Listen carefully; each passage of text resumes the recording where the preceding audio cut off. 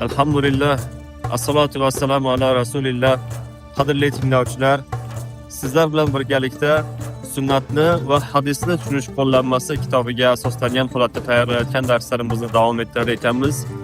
Bugun hadislarni anglash faslining 24-sarlavhasi bo'lgan rivoyatlarda ko'riladigan ixtilof va muammolarni, shuningdek ularning yechimlarini to'g'ri tushunish va anglash sarlavhasini tushuntirishga harakat qilamiz.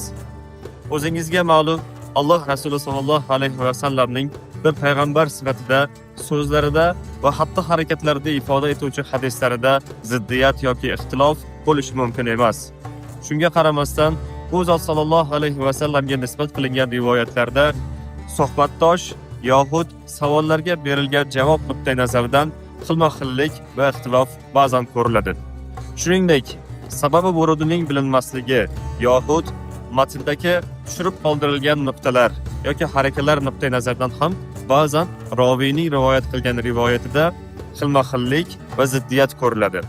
Bunday xilma-xilliklarni oldini olish, ziddiyatlarni bartaraf etish nuqtai nazaridan muhaddis olimlar doimo hadisning sababi vurudini o'rganishlik, ularning siyoq siboqiga qarashlik va qamrov darajasiga ko'ra shaxsga yoxud guruhga qarata aytilgan so'zlar ekanligini o'rganishlikni tavsiya etishadi. Bu sarlavha asosida shu va shunga o'xshagan masalalar yoritib beriladi.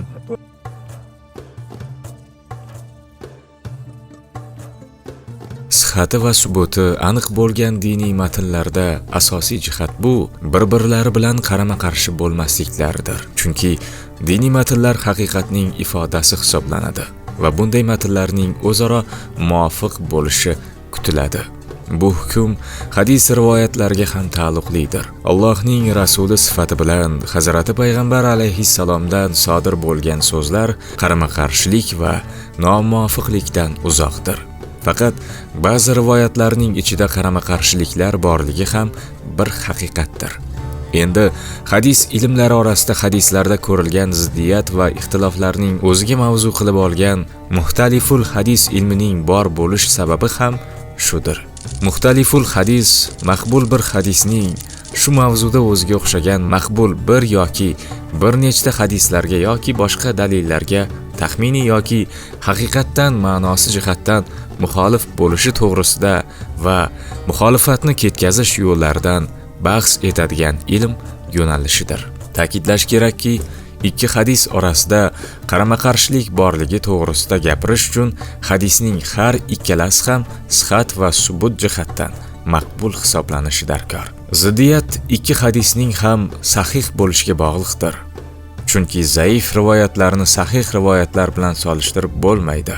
Hadislar o'rtasidagi ixtiloflarning sabablari orasida Hazrati payg'ambar alayhissalomning turli holatlarda turli munosabatlar ko'rsatganliklari, maqsadga qarab farqli ifodalar ishlatganlari, harakatlarining mohiyatini har doim ham ochiq aytmaganlari, savollarga esa suhbatdoshiga qarab kerakli o'lchov bilan javob berishlari kabi masalalarni keltirish mumkin.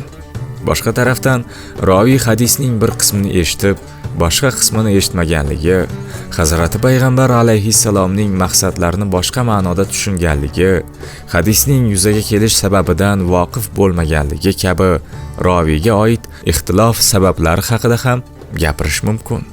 Shuningdek, hadislarning ma'nosiga qarab rivoyat qilinganligi, rivoyatda qisqartirishlar, qo'shimcha qilishlar, tashriflar, ya'ni nuqtalarning tushirilishlari, hadislarning so'zlardagi arab tilining o'ziga xos jihatlari va qonunchilik usuli bilan amal qilingan tadrijiylik tamoyili kabi masalalar ham hadislarda ko'ringan ixtiloflarning sabablaridandir.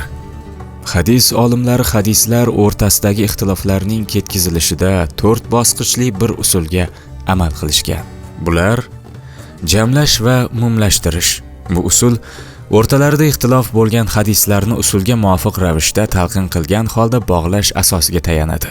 Shunday qilib, har ikkala hadis ham amalda qoladi va ikkalasini amalda qo'llash mumkin bo'ladi. Jamlash va umumlashtirish usuli hadislardagi ixtilofga ma'qul bir izoh keltirish uchun hadis ilmining va boshqa ilmlarning ma'lumotlarini e'tiborga olish majburiyatida bo'lganidan hadis olimlarining shaxsiy qobiliyatlariga va ko'nikmalariga bog'liq bo'ladi. Nasx Hadislar orasidagi ixtilofning jamlash va umumlashtirish usuli bilan ketkazilishi mumkin bo'lmagan vaqtda hadislarda nasx bor yo'qligiga qaraladi. Nasx shar'iy bir hukmning keyinroq kelgan shar'iy bir dalil bilan bekor qilinishidir. Agar oralarda ziddiyat bor deb hisoblagan hadislarda nasx masalasi ko'rilayotgan bo'lsa, vaqt jihatdan keyin kelgan hadisning nasix hukmi davom etadi. Avvaldan mavjud bo'lgan hadisning esa hukmi bekor bo'ladi va u bilan ish ko'rinmaydi. Tanlash, jamlash va umumlashtirish mumkin bo'lmagan, oralarda nasx borligiga ham hukm qilina olmagan ziddiyatli hadislar ba'zi sabablarga ko'ra tanlov ishiga tobe tutiladilar. Bu holatda oralarda ziddiyat topilgan har ikkala rivoyat, isnod, rivoyat, roviy, matn, so'z, uslub va ma'no kabi o'lchovlar jihatdan solishtiriladi va boshqasiga nisbatan ustun kelgani tanlanadi. Tavaqquf, kutib turish. Yuqorida aytilgan 3 ta amal natijasida hadislar o'rtasidagi ixtilof hali ham ketkazilmagan bo'lsa, tavaqquf qilinadi. Ya'ni bu masalada aniq bir hukm chiqarilmaydi va bir yechim topilgunga qadar fikr bildirilmaydi.